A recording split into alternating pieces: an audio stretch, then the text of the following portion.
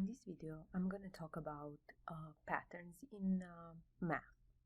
So we have a few examples here. Let's look at example 1.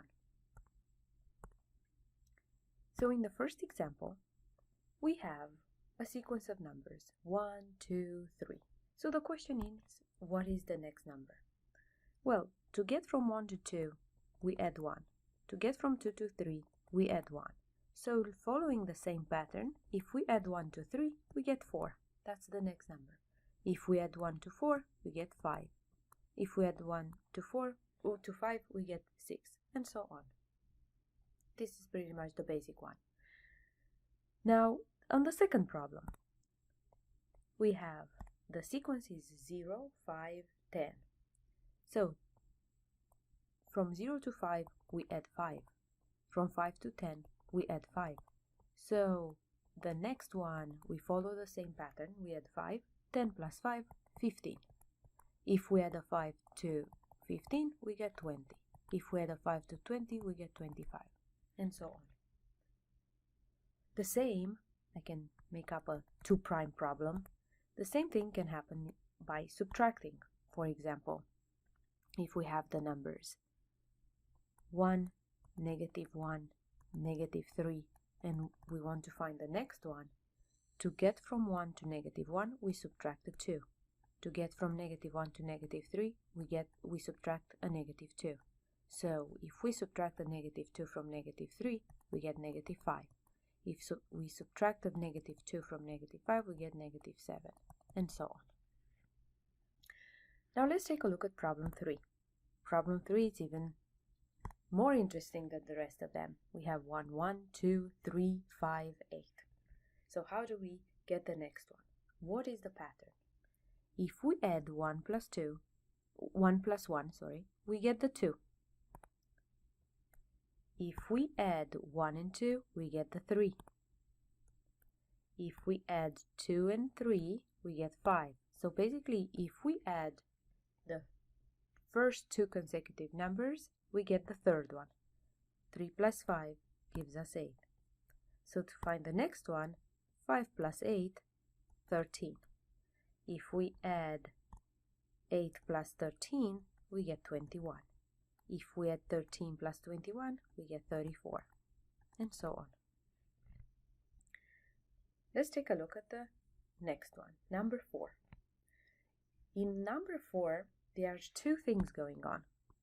First, I see that I have positive, negative, positive, negative. So the signs are changing and the numbers are changing as well.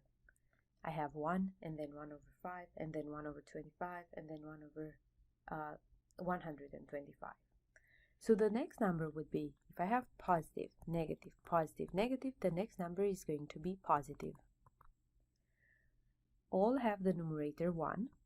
And the denominator are 5 to the first, 5 to the second, 5 to the third. So the next one would be 5 to the fourth, which is 625. To find the next one, we get negative, right? Positive, negative, positive, negative, positive, negative. And then 625 divided by 5. Multiplied by 5. 625 multiplied by 5, 3,125. Okay, now let's look at Pascal's triangle. This is a popular triangle, and it helps us find the coefficients of binomials raised to different powers. But the way Pascal triangles looks like this: 1, 1, 1, 1, 2, 1, 1, 3, 3, 1, 1, 4, 6, 4, 1, and so on. Now, let's see if we can figure out the next line.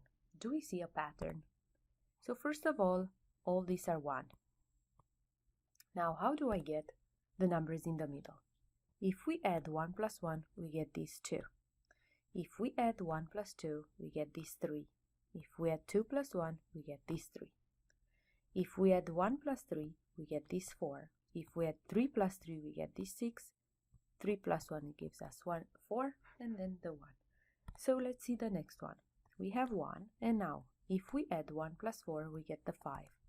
4 plus 6, 10. 6 plus 4, 10. 4 plus 1, 5. And then 1.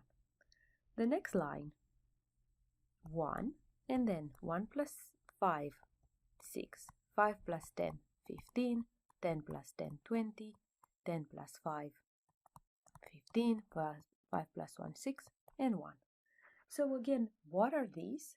Well, if I ask you to find a plus b to the second, you would use this line here, and the numbers that we have are the coefficients of our terms. So it would be a plus 2ab plus a squared plus 2ab plus b squared. So these coefficients would be the coefficients that we get here, 1, 2, 1.